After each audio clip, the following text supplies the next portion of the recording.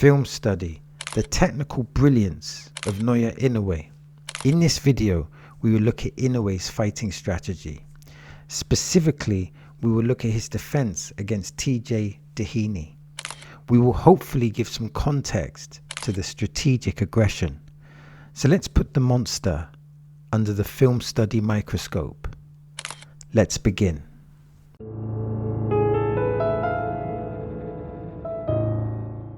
Inoue throws a jab that misses.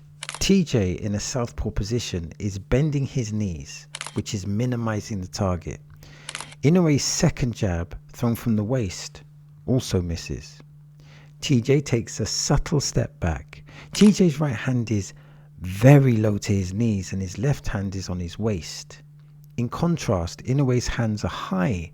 From this position, he shoots a jab. The jab is thrown from shoulder level as opposed from the waist. This creates a shorter trajectory. Also notice Inoue's left foot is outside TJ's foot. Stepping forward, Inoue gets TJ on the ropes and throws a double right hand and short left hook. The double right hook is a devastating punch sequence for a southpaw.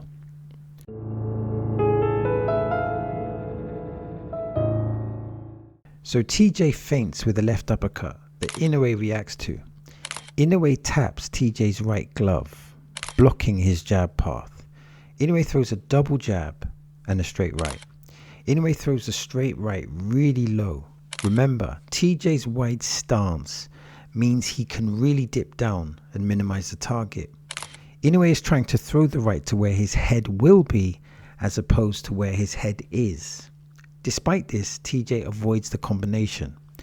Inoue stays in close range. Inoue then holds TJ's head with his left hand and throws a double right uppercut to the body.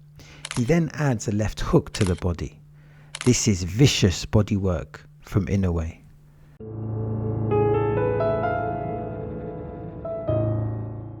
Inoue traps TJ in a corner. Inoue steps forward but to his left, blocking that position of escape. Inoue then feints and throws his backhand low. TJ is in a low stance and dips low. Inoue steps back. TJ is moving quickly, very quickly to his left. TJ then holds his feet and throws a right jab, straight left, right hook to the head. Inoue blocks the punch and reacts quickly. Inoue throws a jab, chasing TJ, forcing him to the ropes, and then throws a double right hand, short left hook. The double right hand is thrown with vicious intent. Inoue is putting on the pressure.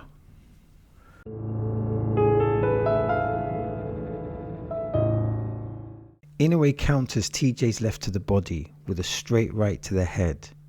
Beautiful punch. Now look at the difference in body positions. TJ has a very low stance while Inoue is more upright. These body positions create different opportunities. Inoue is stepping forward and TJ throws a jab to the head. TJ then throws a foot feint. Inoue throws a jab. His hand position is important here for the trajectory of the jab, and Inoue steps to the right, creating a different angle. Inoue then throws a straight right to the head and a vicious left hook to the body. Inoue then uses the right hand to measure TJ, trying another left hook to the body. This is intelligent pressure from Inoue.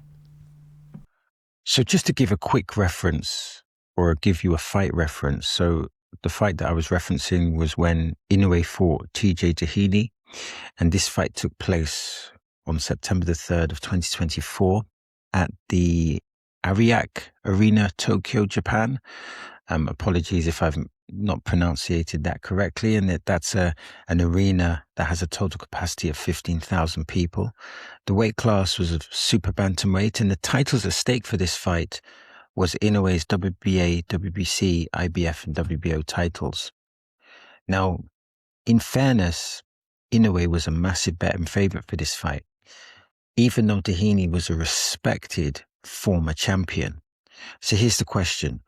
What puzzle did Dahini bring to the fight? Well, the puzzle that he presented was the southpaw stance, veteran experience, durability, and strong mental toughness. He also brought good counter-punching ability, so if you try to throw the punches through the target or off on the front foot, he had the ability to counterpunch her, or he had the ability to counterpunch effectively. Now, Inoue won this in the 7th round. In the fight, it looked like that TJ had got a non-contact injury. However, allegedly, the support suggested the injury was actually sustained from the body attack that Inoue put forward.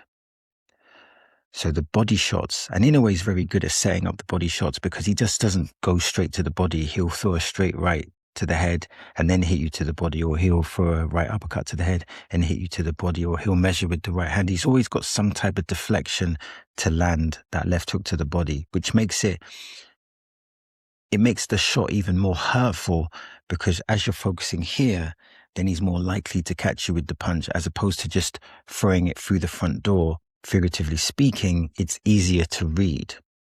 So what did we learn from this fight? Unsurprisingly, we learned that Inoue's body attack was significant. The body attack, in effect, beat TJ's mental toughness, and he had significant mental toughness. Another factor was, how would Inoue handle the southpaw position?